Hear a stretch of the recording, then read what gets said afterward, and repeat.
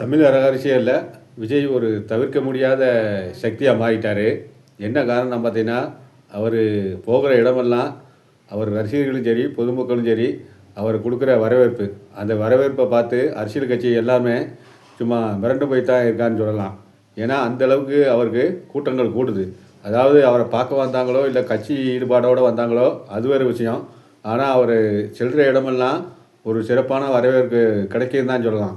இப்போ சமீபத்தில் பாண்டிச்சேரியில் கூட, அதாவது எல்லாருக்கும் அனுமதி கொடுக்காம ஒரு குறிப்பிட்ட பேருக்கு மட்டும் அனுமதி கொடுத்துருக்காங்க. அப்படின்னா எந்த அளவுக்கு விஜய்க்கு வந்து எந்த அளவுக்கு ஒரு மாஸ் இருக்குதுன்னு எல்லாருக்குமே தெரியும். ஏன்னா விஜய்க்கு ஏற்கனவே அவர் ஒரு மாஸ் நடிகர். இப்போ அரசியல்லையும் பார்த்தீங்கன்னா வந்ததுக்கப்புறம் ஒரு மாசு ஹீரோவாக தான் பார்க்கப்படுது. ஏன்னா இன்னும் பார்த்தீங்கன்னா இப்போ எலெக்ஷனுக்கு இன்னும் 5-6 மாதம் இருக்குது. அதுக்குள்ளே எந்த அளவுக்கு அவர் பிக்கப் பண்ணி அதை வந்து ஓட்டாக கன்வெர்ட் பண்ண போகிறாருன்னு பொறுத்து இருந்தால் பார்க்கணும். ஏன்னா ரெண்டாவது இப்போ ஒரு பெரிய பிரச்சனை என்னென்னா, அவர் எந்த கட்சியோட கூட்டணி சேர போகிறாரு அப்படின்னு ஒரு பெரிய விவாதமே நடந்துக்கிட்டு இருக்குது.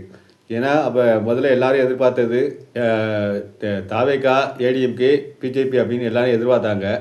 ஆனால் அது முற்றிலும் பார்த்தீங்கன்னா மாறுபட்டதாக இருக்குது. ஏன்னா இப்போ வந்து அதிமுகவிலேருந்து செங்கோட்டையனும் பார்த்தீங்கன்னா இப்போ தாவேகாக்கு வந்துட்டார், நாஞ்சில் சம்பத்தும் வந்துட்டார், அடுத்து பன்னீர்செல்வம் புகழேந்தி இவங்கெல்லாம் வரிசையாக வரப்போகிறதா சொல்லியிருக்காங்க. ஆனால் இதெல்லாம் யாருடைய உந்துதல் மூலமாக வராங்க அப்படின்னு பல விவாதங்கள் நடந்திருக்கு. சில பேர் வந்து சொல்கிறாங்க, இப்போ செங்கோட்டையன் வந்து டெல்லி போய் அமித்ஷாவை சந்தித்து வந்தார், அது பிறகு நேராக பார்த்தீங்கன்னா தாவேகாக்கு வந்துட்டார், அது ஒரு பிஜேபியோட பிளான் தான் அப்படின்னு சொல்கிறாங்க.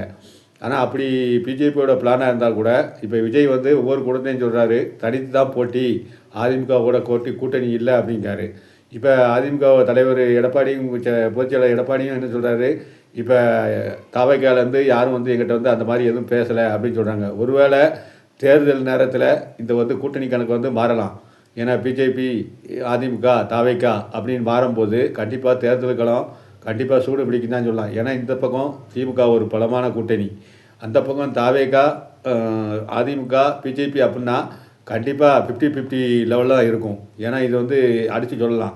ஏன்னா அந்தளவுக்கு இப்போ விஜய்கிட்ட வந்து எப்படி பார்த்தீங்கன்னா ரசிகர்கள் ஒரு நிஷத்தனமான ரசிகர்கள் இருக்குன்னு சொல்லலாம். ஏன்னா ஒரு சின்ன அதாவது ஓட்டில்லாத அவர்கிட்ட உறுப்பினர்கள் நிறையா இருந்தால் கூட இப்போ ஓட்டு அதாவது எலெக்ஷனுக்கு வந்து வேலை செய்யறதுக்கு வந்து இளைஞர்கள் வந்து நிறையா இருக்காங்க. கண்டிப்பாக அவருக்கு அது ஒரு பெரிய பலமாக தான் இருக்கும். ரெண்டாவது பெண்கள் ஓட்டு, சினிமா மூலமாக வர்ற பெண்கள் ஓட்டு வந்து அவருக்கு அதிகமாக இருக்கும். அப்படி இருக்கும்போது திமுக வந்து கண்டிப்பாக 2026 தேர்தலில் பெரிய சவாலை எதிர்கொள்ள வேண்டியிருக்கும். அது விஜய் கையில் தான் இருக்குது. ஆனால் விஜய் தனித்து நின்னாலும் கண்டிப்பாக எந்த தொகுதியிலையும் ஜெயிக்க போகிறது கிடையாது. ஏன்னா கருத்துக்கணிப்பெல்லாம் வந்து நம்ம பார்த்துருக்கோம். ஏன்னா எப்பேற்பட்ட அதிமுக, திமுகவே கூட்டணி கட்சிகளை நம்பி தான் தேர்தலில் நின்று வெற்றி பெற்றிருக்காங்க. ஆனால் இப்போ வந்து புதுசாக ஆரம்பித்த தாவைக்கா வந்து தனித்து நின்று தொகுதியில் வெற்றி பெறுமா அப்படின்னா கண்டிப்பாக முடியாத காரியம். விஜய் வேணால் ஜெயிக்கலாம். ஆனால் மற்றபடி அவர் குறிப்பிட்ட ஓட்டு சதவீதத்தை வாங்கிட்டு எல்லா தொகுதியிலையும் தோல்வி தான் தட வேண்டியிருக்கும். கண்டிப்பாக அந்த அவருக்கு பிடிக்கிற ஓட்டு வந்து யாருக்கு நஷ்டமாகுதோ அவங்களுக்கு கண்டிப்பாக எதிர்த்தரப்புக்கு வந்து ஒரு லாபமாக இருக்கும். ஏன்னா குறிப்பாக பார்த்தீங்கன்னா இப்போ விஜய் வந்து ஓட்டை பிரித்தாருன்னா கண்டிப்பாக திமுகவுக்கு வந்து அவருக்கு திமுகவுக்கு வந்து லாபம் தான். ஏன்னா இப்போ எந்த ஒவ்வொரு எலெக்ஷன்லையும் பார்த்தீங்கன்னா ஆளுங்கட்சிக்கு எதிர்ப்பாக கண்டிப்பாக புதிய வாக்காளர் வந்து இருப்பாங்க.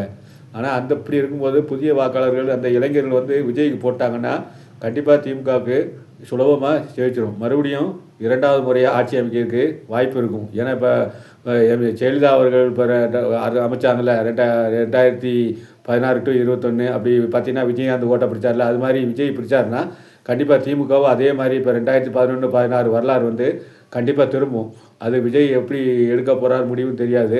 ஆனால் இப்போ போக போக பார்த்தீங்கன்னா ஒவ்வொருத்தராக வந்து கட்சியில் விஜய்க்கு சேரும்போது அவங்க வந்து என்ன ஆலோசனையில் கூட்டணிக்கு என்ன நோக்கத்தோடு கட்சிக்கு வந்திருக்காங்க அப்படின்னு அதையும் பார்க்கணும்.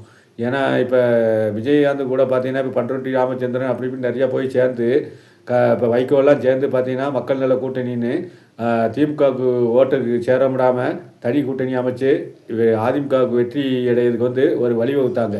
அதே மாதிரி இப்போ பார்த்தீங்கன்னா இப்போ விஜய் வந்து தனியாக கூட்டிகிட்டு போய் அவருக்கு ஆறுதல் மாதிரி ஆலோசனை மாதிரி சொல்லி தனியாக கூட்டிகிட்டு போய் ஓட்டை பிடிச்சாங்கன்னா அது திமுக ஜெயிக்கிறதுக்கு ஒரு வழிவகுக்கும் அப்படிங்கிறது ஒரு மேலோட்டமாக பார்க்கப்படுது. என்ன இருந்தாலும் இப்போ விஜய் பொறுத்திருந்து பார்ப்போம். விஜய் 2026 என்ன செய்ய போகிறாரு, இன்னும் 2 மாதத்தில் என்ன முடிவு எடுக்கப்பான்னு பொறுத்திருந்து பார்ப்போம். இந்த கூட்டணி பற்றி நீங்கள் என்ன சொல்கிறீங்க, அதை பற்றியான கருத்துக்களை நீங்கள்